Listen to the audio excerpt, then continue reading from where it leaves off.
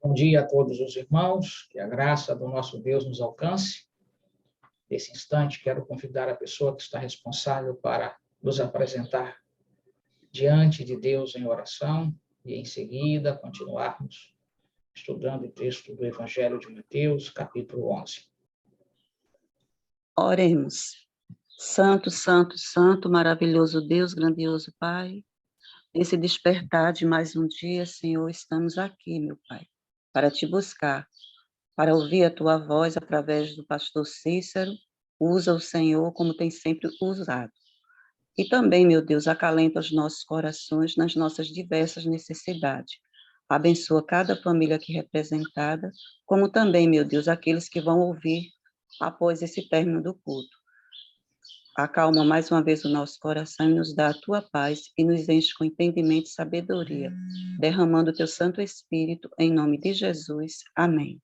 Amém. Muito bem, meus irmãos, retomem o texto do Evangelho de Mateus, capítulo 11, agora, nesse instante, a partir do versículo 7. Nós vamos tomar desses versos até o 19 e vamos dividi-lo em duas sessões. Esta será a primeira sessão, que se limita do versículo 7 ao verso 11.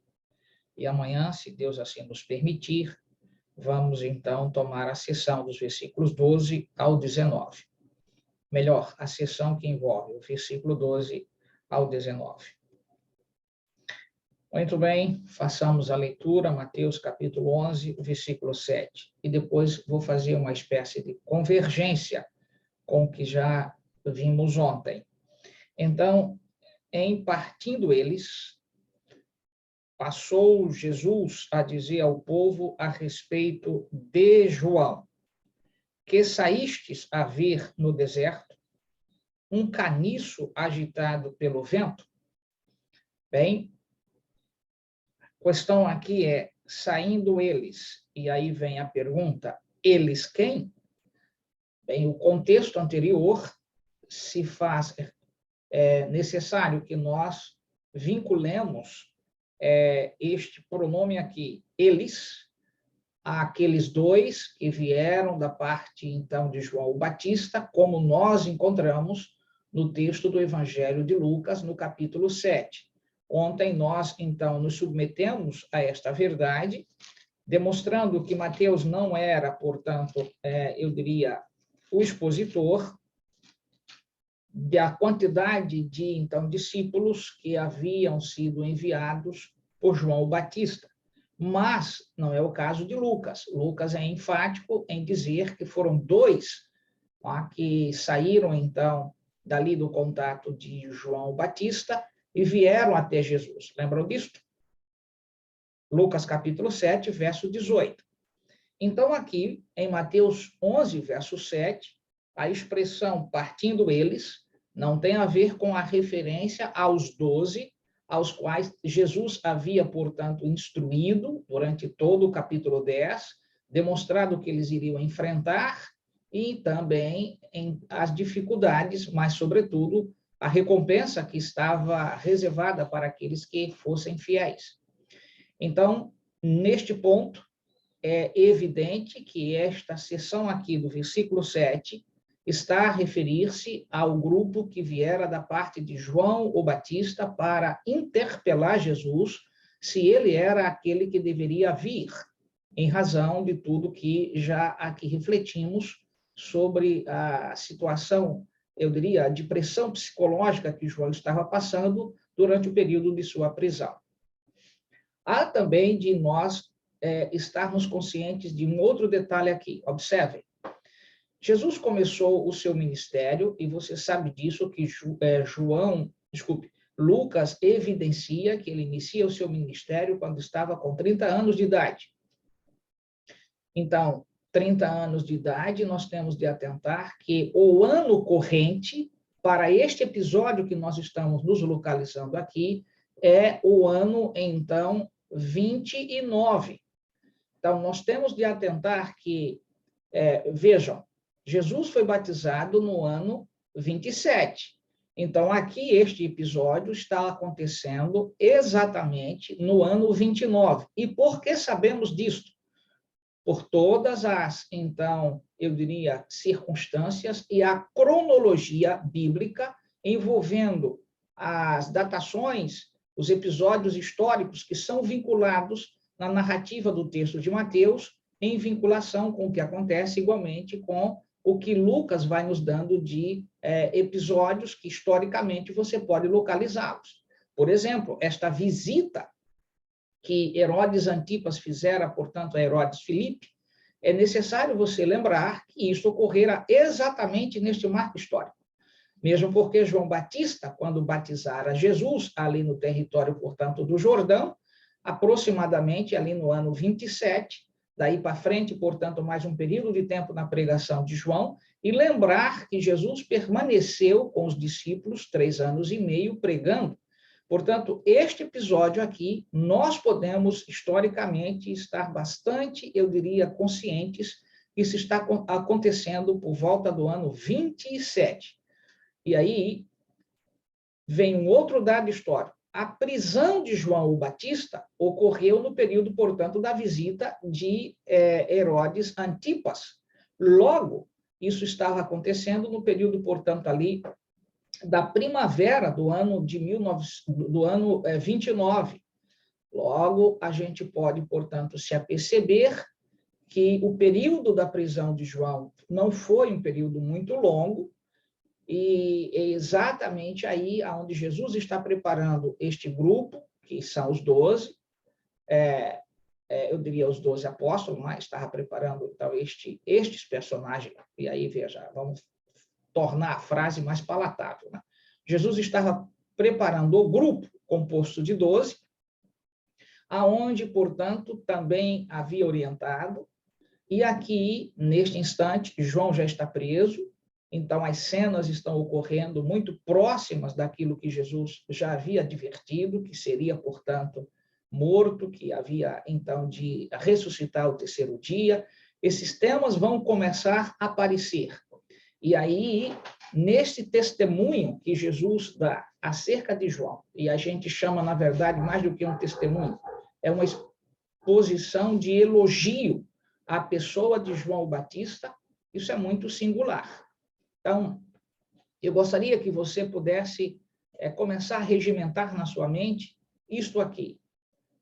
Datação, aproximadamente o ano 29, primavera do ano 29, João já está preso, Jesus agora, portanto, está após eles terem saído, quem? Os 2 que vieram da parte de João Batista, os dois discípulos de João o Batista.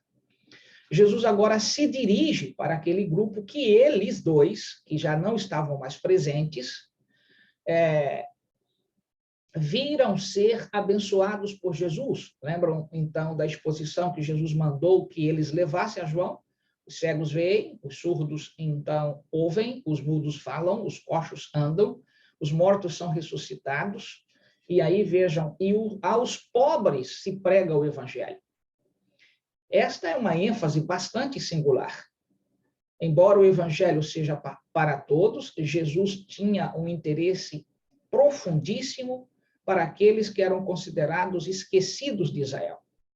E nós precisamos também não perdermos de vista a nossa, eu diria, responsabilidade diante de um mundo que agoniza. Há muita gente, portanto, de nariz empinado, que não quer, de fato, o evangelho, e nós precisamos nos voltar para as ovelhas perdidas do século XXI, que envolve todas estes que estão nas mazelas dos prazeres, da imoralidade, das dificuldades causadas, então, pelo alcoolismo, pelo tabagismo, pelo homossexualismo. Temos de deixar bastante fresca em nossa memória que o evangelho é para quem está perdido e que ainda, em razão de Jesus interceder e manter o seu ministério como sacerdote intercedendo pela raça caída, a igreja devemos, portanto, nos voltar para alcançar a estes que estão nesta conjuntura.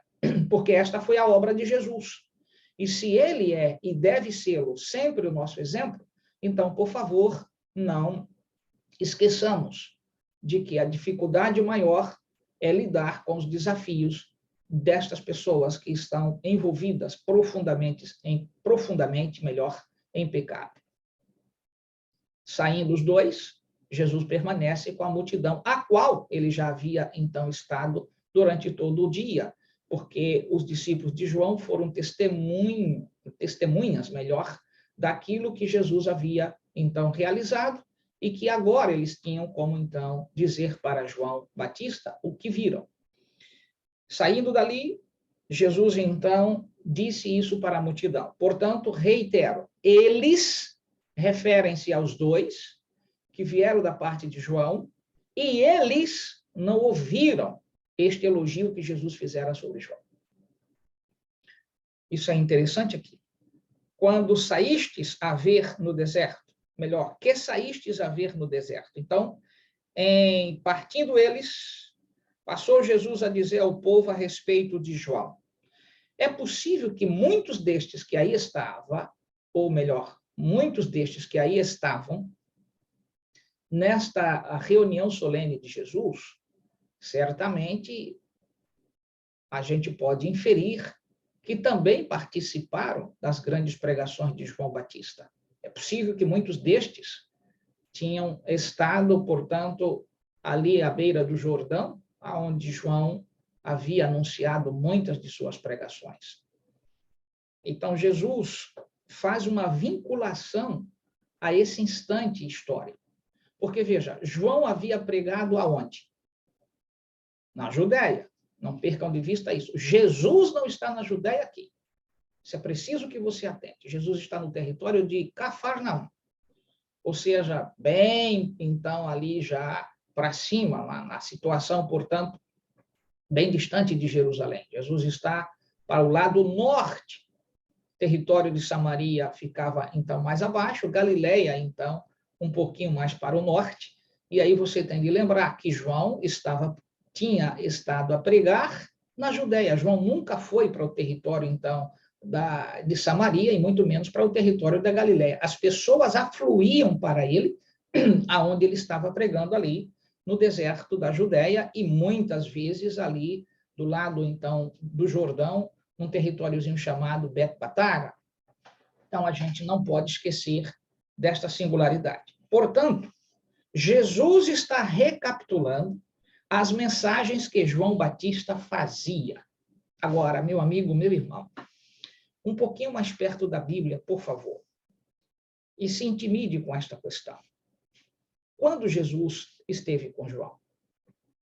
Apenas no momento do batismo.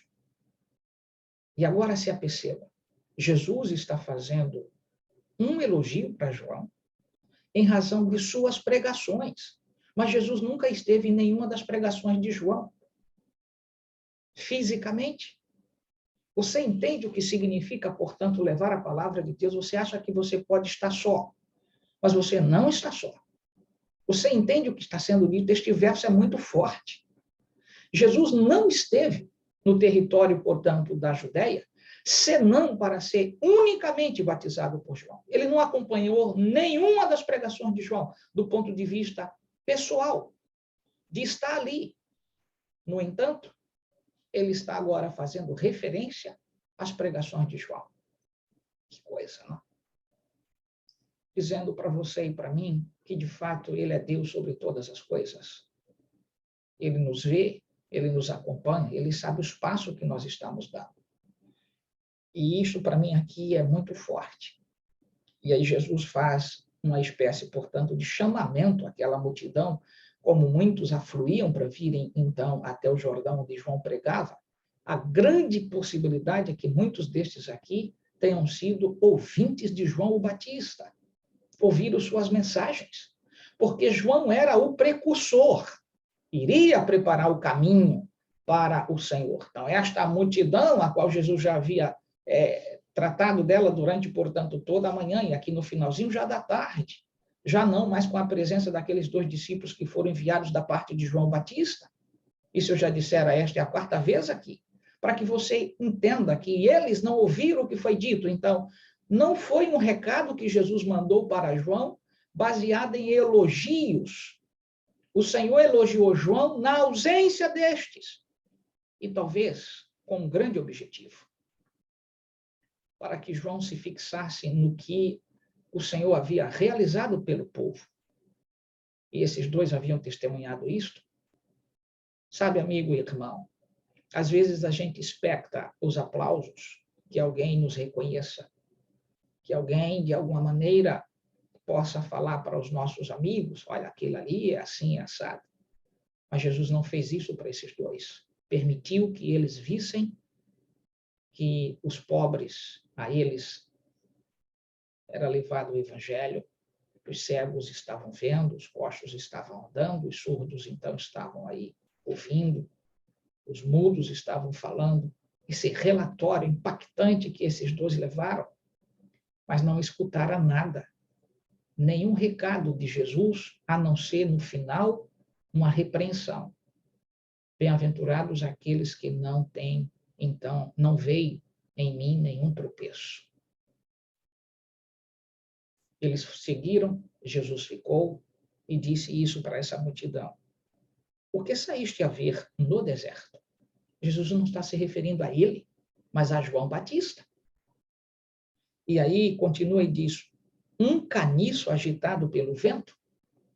Essa é uma expressão profundíssima aqui. Jesus estava dizendo para a multidão o seguinte, vocês, certamente é esta a minha interpretação, acompanharam as pregações de João. O que vocês foram ver? Um caniço agitado, então, pelo vento? A região ali, embaixo do Jordão, na parte sul, e aí a gente diz geograficamente, na parte alta, porque descendo, na verdade, é para o norte, subindo é para o sul. Então, subindo para o sul, ali no Jordão, há muitos, então, juncos, muita caniça, que é essa expressão aqui utilizada por Cristo, agitada pelo vento lá. Jesus estava dizendo esta linguagem que era compreensível para todos ali. Primeiro, eles bem sabiam o que era um junco, uma caniça, mesmo porque o território da Judéia, e por onde, então, as águas do Jordão corriam, era muito comum encontrar, portanto, essas plantações nativas. E aí, quando o vento dava, é claro, por ser eu diria, um vegetal bastante flexível, era jogado para um canto e para outro, pelo volume, portanto, da corrente de vento. E Jesus disse, o que vocês saíram a ver? Uma caniça que estava agitada pelo vento?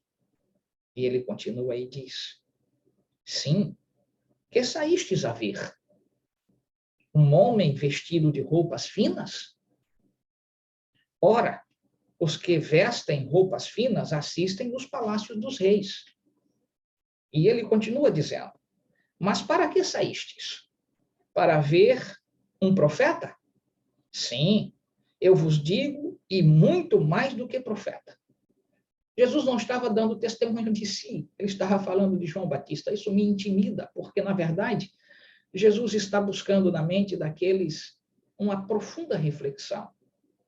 Está dizendo assim, o que é que vocês esperavam encontrar? Um homem bem vestido, com aparente, então, atrativos, cheio, portanto, de penduricários, como acontece com aqueles que estão nos palácios dos reis? Não, vocês não encontraram isto, não foi? Vocês também não encontraram uma caniça agitada pelo vento, que qualquer situação mudava de posição. Não é isto? Vocês também não encontraram isto. Por que vocês foram buscá-lo? O que vocês foram encontrar? Alguém que, por alguma razão, estava, portanto, vestido de roupas finas? Não. Sabe como é esta parte singular de Cristo? Como Jesus é detalhista, e, ao mesmo tempo, isso tudo só revela como ele conhece profundamente a todos nós. Eu gosto dessas expressões porque elas são íntimas. Nossas roupas, nossa compostura, aonde nós moramos, como nós nos conduzimos nessa terra. Ele tudo vê, ele tudo sabe. Ele está dando uma descrição da pessoa de João Batista que é impactante. A multidão, naquele momento, é claro que ficou ávida para buscar onde quer este nos fazer refletir mais ainda. E aí Jesus continua e diz, o que saístes a ver? Um profeta? Ele é mais do que um profeta. Que coisa! A palavra profeta, que aqui aparece no grego, é a expressão, então, profetês. Só que essa expressão ela é justaposta, ou seja, desculpem, é uma palavra composta com dois termos. Um, então, prefixo, que é o pró, e aí a expressão fetes, que vem, na verdade, do verbo femi. Pró, na verdade, aqui significa antes. Femi significa, na verdade, falar. Então, profetês é alguém que fala antes. E aí, quando a gente para refletir, portanto, o que é um profeta? Não é alguém que faz previsão. No contexto bíblico, a expressão, inclusive, em inglês, ela refere-se a algo muito mais solene. Foreteller significa, na verdade, alguém que está com uma condição de ser representante, de ser porta-voz. É, na verdade, alguém que não está a referir-se a situações por vir, mas a dizer aquilo que é a vontade de um superior. Tornando mais simples, o que é um profetês? Um profeta? Alguém que fala da parte de um superior. Então, essa ideia mais, eu diria, modernizada, que alguns acham, fulano é profeta. Não, por quê? Porque fez profecia. No contexto bíblico, o profeta é alguém que fala da parte de Deus, e não necessariamente para fazer profecias. Inclusive, veja o que o Senhor Jesus disse, vocês saíram a ver um profeta? Digo-vos que ele era mais do que profeta. E aí vem um detalhe, João Batista nunca fez nenhuma profecia. Percebe? Que profecia nós podemos encontrar da parte de João Batista? Nenhuma. No entanto, era maior do que um profeta. Será que isso não nos educa a sermos um pouco mais, eu diria, precavidos? De estarmos escutando tantas asneiras. Fulano aparece aqui numa esquina, é profeta. E não porque ele viu teve um sonho e, de repente, ele está agora profetizando que daqui mais 3 meses haverá muita morte. E existem hoje tantos profetas quanto existe de tantas mentiras, porque tornaram este assunto vulgar, tornaram essa situação como se fosse uma espécie de atração para as pessoas. E aí começam a fazer, eu diria, discussões e revelações de coisas que são estranhas. Dizem que foram ao inferno, depois saíram de lá, chegaram no céu, viram no inferno muita gente queimando, sofrendo, agonizando. Amigos, esta não é a imagem de Deus. Nós precisamos entender que todas as vezes que as pessoas se distanciam da santa palavra do Senhor e começam a querer fazer de si mesmos, se autodeclararem, portanto, como profetas, nós temos, então, dificuldades quando escutamos essas narrativas e esses discursos, porque eles se contradizem com a palavra de Deus. João, no entanto, Jesus está dizendo, era maior do que profeta. Não obstante, nunca fez uma profecia. E era profeta. Então, o que é profeta? É aquilo que o Antigo Testamento fala lá, daqueles que a expressão, eu diria, paralela no hebraico para profeta é navi. Então, o que é o navi? O navi, na verdade, é o boca de Deus. Ou seja, é o mensageiro do Senhor. É aquele que escuta da parte de Deus e comunica. E nesta situação, pode existir uma profecia? Pode. Mas esta não é a função primeira. Percebe? A função essencial é falar da parte de Deus. Se vier profecia, que assim o seja. Mas se não vier, ele continua sendo profeta, porque ele continua falando da parte de Deus, narrando episódios, dizendo a compostura que o Senhor deseja que nós, então, devamos viver. Este é o João Batista. E aí nós temos mais um outro detalhe, é que eu gostaria que você retornasse comigo para o versículo 7, onde diz assim, que saístes a ver. O verbo aqui, ver, é bastante forte também. Ele... Minha garganta está terrível, desculpem. Teomai é a expressão aqui grega para o verbo ver. Sabe o que significa? Teomai, ou teomai, significa, na verdade, ver, e agora vejam, atentamente. Não é apenas olhar, mas é ver atentamente.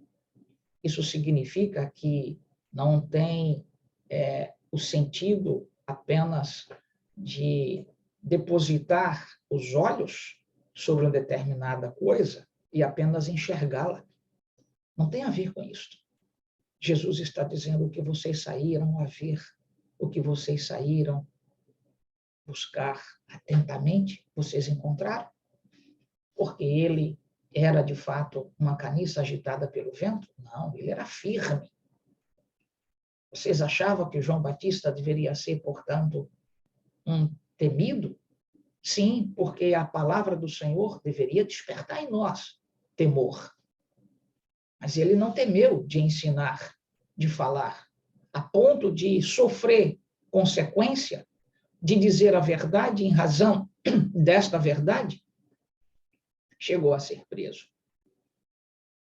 Porque quem fala da parte de Deus, quem é de fato um foreteller, não está exatamente aqui para fazer valer a sua vontade.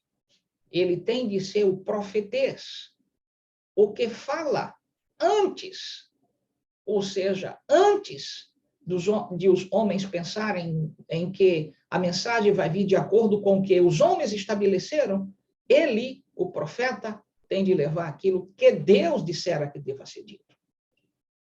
Isso nada tem a ver com aspectos de profecia, mas de ensino da parte do Senhor. E aqui, então, vem um outro detalhe. O versículo seguinte, Jesus, verso 9, diz, mas para que saístes? Para ver um profeta? Aí ele afirma, sim, eu vos digo, e muito mais que profeta. Este é de quem está escrito. Eis aí, eu envio diante de tua face o meu mensageiro, o qual preparará o teu caminho diante de ti. A expressão mensageiro aqui, no original, é a palavra grega, portanto, angelos, que é anjo. João era, portanto, considerado por Jesus como um anjo, que veio preparar o caminho para que ele, Jesus, pudesse encontrar pessoas com o coração já sensibilizado para recebê-lo. Jesus, então, aqui reclama o texto de Isaías para demonstrar que João, portanto, cumpre essa profecia. A profecia estava se cumprindo em João Batista. E por que Jesus dissera e fizera este elogio tão profundo para aquela multidão? Que os dois discípulos de João Batista já não ouviram aqui, já haviam partido. Lembram disso? Para que a multidão soubesse que o fato de João estar preso, os céus não estavam alheios, porque os céus haviam acompanhado a vida daquele personagem antes mesmo dele chegar a este mundo. Deus já havia predito que ele viria a ser o que ele foi. Então, por favor, não acuse, meu Deus. Não diga que ele não tem provisão. Não diga que ele não tem proteção. Não diga que ele é frio, que ele é distante. O fato de João estar, portanto, eu diria, em uma prisão, em um ambiente ridículo, Deus não deixou de ser Deus. Essa é a consequência de viver a verdade e de ter de ser profeta, de ensinar a verdade. A gente sofre. E você sofre. Se você tiver coragem de ensinar a verdade como ela é, amigos vão fugir, olhares serão estranhos para você, e temos de nos lembrar que o futuro será ameaçador. Muitos serão presos, e inclusive muitos serão mortos. Porque a verdade, ela divide, ela separa. A verdade é a espada do Evangelho. E aqui, quando Jesus usou o texto de Isaías para deixar claro de que em João Batista esse texto estava se cumprindo, nós precisamos nos lembrar igualmente que neste ponto, é claro, né, nós não podemos esquecer que João não sabia de nada e de nenhuma destas coisas. Sabem, o versículo, portanto, que nós vamos parar nesta manhã, que é o verso 11, Jesus conclui da seguinte forma: em verdade vos digo, entre os nascidos de mulher, ninguém apareceu maior do que João Batista. Mas o menor no reino dos céus é maior do que ele. Que coisa! Que ensino, mas ao mesmo tempo que impacto para aqueles que querem aparecer. Jesus elogiou João diante da multidão. Talvez a multidão poderia tirar um conceito diferente e chegar, portanto, agora a ver em João um destaque singular. E Jesus, se apercebendo que a raça humana sempre é sujeita a valorizar pessoas e destacá-las em detrimento de outros, ele diz, ele entre os nascidos de mulher. Então, pensemos em Abraão. João era maior do que Abraão. Entre os nascidos, portanto, de mulher, lembram de Moisés? João era maior do que Moisés. Entre os nascidos de mulher, lembram de Daniel? João era maior do que Daniel. Entre os nascidos de mulher, você se lembra, portanto, de Jonas? Pois bem, ele era maior do que Jonas. Entre os nascidos de mulher, e aí vem um detalhe, com quem João não poderia ser comparado? Na raça humana? Com Adão. Porque este não nasceu de mulher. Isso é muito profundo. Eu tenho estudado a figura de João já há alguns meses, João Batista, e a gente então se apercebe como Jesus colocou a pessoa de João dentre todos os profetas. João é o profeta de maior destaque. Porque ele teve um privilégio singular. João foi o único dos profetas que pôde anunciar, testemunhar, vivenciar a chegada do Messias. Testemunhou, vivenciou, e o único de todos os privilégios, ter a honra de ter batizado a Jesus. E ver o que nenhum outro profeta viu. A voz de Deus dizendo, este é o meu filho amado. Sabe, todos esses privilégios. Mas onde estava João? Na cadeia. Sabe, meu amigo, meu irmão, por favor, entenda que a perseguição é real. Entenda que viver o Evangelho requer coragem, disposição. Mas implica dizer que os céus jamais esqueceram de nós. O fato de Jesus não ter visitado a João na prisão, de nenhum dos seus apóstolos terem ido fazer qualquer visita a João, ele nunca foi esquecido dos céus. E aquela prisão se tornou, portanto, um pedaço do céu, na presença dos anjos que estavam ali, fazendo com que João entendesse que nada do que ele fez estava fora de lugar. O Senhor estava com ele, mesmo quando publicamente teve de dizer para Herodes Antipas que ele era um devasso. Os céus estavam presentes. E aí, esta é a caniça que não poderia ser agitada pelo vento. Era rijo, era forte, mesmo diante de todos os medos. Quando Jerusalém mandou comitiva para perguntar, por que batizas? Evangelho de João, capítulo 5, Jesus, então, ali ainda registra algo sobre a pessoa de João Batista. Venha comigo, o Espírito de Deus está me fazendo lembrar desse texto, e, embora ele não estivesse dentro da minha, de fato, disposição para apresentar, mas a mente está se voltando, então vamos aqui. Evangelho de João, capítulo 5, observa o que aqui Jesus diz acerca de João Batista. Versículo 33 em diante, ele diz: mandastes mensageiros a João, e ele deu testemunho da verdade. Deu testemunho de quê? Da verdade. Lembram de João, capítulo 16, verso 13? O Espírito Santo nos guia a toda a verdade. João deu testemunho da verdade. O Apocalipse nos descreve de maneira solene que os que têm paciência, perseverança, os que mantêm em Cristo, estes, portanto, são testemunhos da verdade. Há, então, situação singular de entender que a verdadeira testemunha, a fiel testemunha, é aquela que não nega a Cristo Jesus. E o verso 34 e 35 nos informam que eu, porém, não aceito humano testemunho. Digo-vos, entretanto, estas coisas, para que sejais salvos. Ele era a lâmpada que ardia e alumiava, e vós quisestes por algum tempo alegrar-vos com a sua luz. Jesus está falando de João Batista.